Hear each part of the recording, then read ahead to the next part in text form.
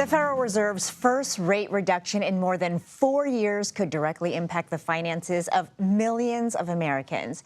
Jared Bernstein joins us now to discuss. He is the chair of the White House Council of Economic Advisors. Jared, thanks so much for making time for us today. I want to start right there. Can you talk about how today's decision from the Fed will affect people across this country?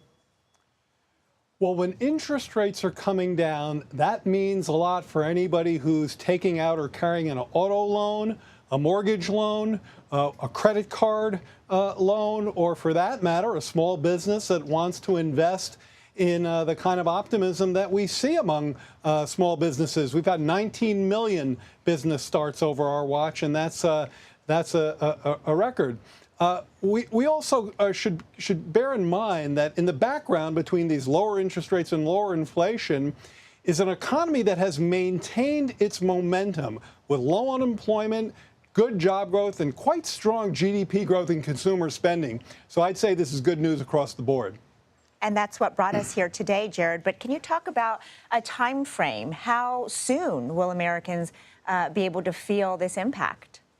Already, because if you look at the mortgage rate, since the markets began predicting that the Fed would lower interest rates as they delivered on today, you have what we call a priced-in effect. That is, some of these rate cuts were priced in before they were made. We have the 30-year fixed-rate mortgage at about 6% right now. That's down from probably around 7.5% where it peaked. Now, we'd like to see it come down more than that, and lowering housing costs is absolutely key to the Biden-Harris agenda.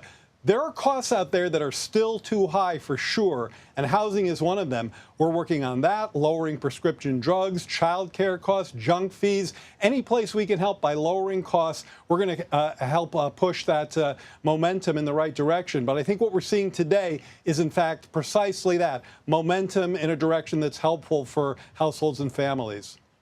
Well, former President Trump has previously suggested that Federal Reserve Chair Jerome Powell would cut rates to help Democrats in this election. And now the first rate cut since March 2020 has happened less than 2 months before the election. So what is your response to Trump's claim that this is a political move? Well, I have a response to that, but let me start out by reading something that was in a Wall Street Journal editorial, and they're not known for their left-leaning proclivities. They wrote, quote, "We don't agree that those who say a cut in rates this week is political or intended to help Kamala Harris." Again, that's from a Wall Street Journal editorial. You have a veteran Fed chair in Jerome Powell, who's been through many rodeos like this before. He is not a political actor. He says that consistently, and we should all believe him. Well, you came prepared. Thank you for that, Jared. Yesterday, you posted online about the U.S. economy, quote, defying expectations, which played a role here, while acknowledging that there is still more work to do on housing and child care costs in particular. So what can the Biden administration do in the few months it has left? Well, let's talk about housing, and let's broaden this out a bit from the Biden administration. Certainly, Vice President Harris has, I think, a very positive housing agenda. She's talking about a plan that could add 3 million affordable units, both rental units and homes, to the stock of affordable housing. That has to be done through the kind of careful policy that she and the president have articulated in ways that incentivize builders and developers to build where they haven't so far. Part of that means trying to urge localities to open up some of their land use restrictions. A lot of it means using tax credits and subsidies to make these deals pencil out for developers in ways that they don't. And a big part of the plan is expanding the low-income housing tax credit, a measure that has a tried and true positive impact on increasing affordable rental units.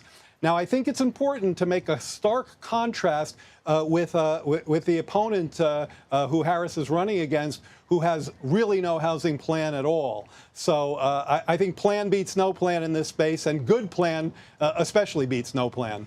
Well, Jared, I'm so glad you brought that up because, she has introduced some other policy proposals, and I wonder how realistic you think they are. Because when you talk about giving first-time home buyers $25,000, when you talk about capping childcare costs at 7% for working families, where's that money going to come from?